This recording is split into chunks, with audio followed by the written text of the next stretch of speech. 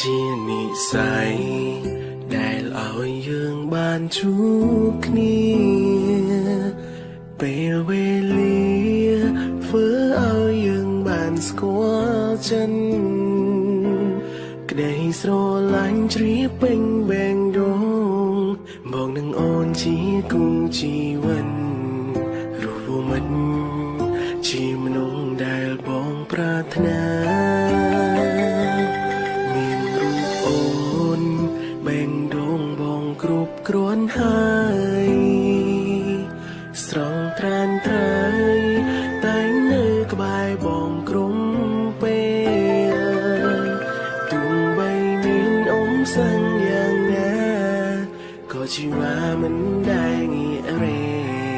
មានមេកាន់ដៃបងដើរទៅមុខរួមគ្នាអូចាចិនដាប្រាថ្នាផ្សងជួបក្រ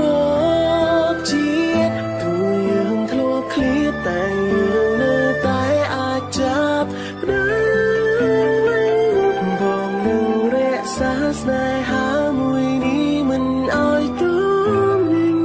គ្មានអ្វីបំបែកយើងចេញសេចក្តីស្រឡាញ់ធំជាងលោកកាពីថ្ងៃនេះយើងនឹងបាននៅក្បែរគ្នាបងនឹងអោបពុំងារជាប់ក្នុងអាវរ៉ាហើយផ្ដល់តែសេចក្តីស្រឡាញ់ស្នាមញញឹមជូនរូបជីវ៉ាយើងនឹងសាងគ្រួសារមួយដល់កង់ក្ដៅ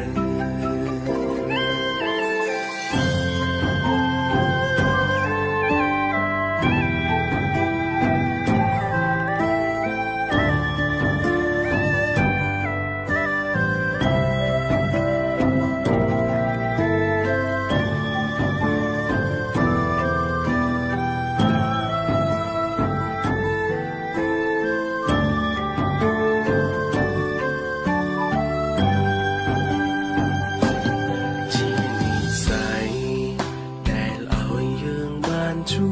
បគ្នាពេលវេលាធ្វើឲ្យយើងបានស្គាល់ចិន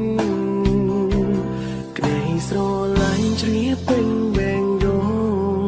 បងនឹងអូនជាគូជី